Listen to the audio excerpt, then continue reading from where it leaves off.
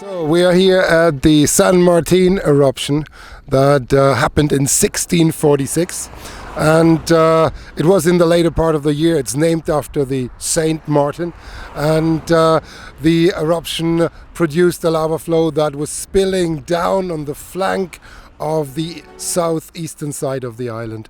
The eruption was not very long, it was over by the end of the year, but here you see individual lava tongues and lobes, and the massive part is then interrupted with a more rubbly part and then followed by a more massive part, and that's typical for these lava flows.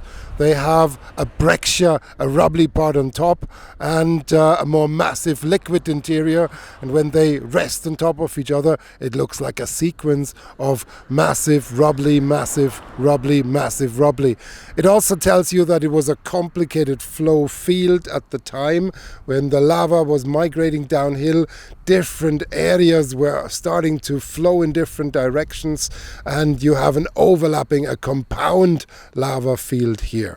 So there's another feature on the very surface of it. There is now lichen forming, and we know this also from the 1730 to 36 eruption on Lanzarote. Lichen is the first form of life that usually colonizes lava flows, fresh lava flows, and Juan Carlos will say a few more words about this.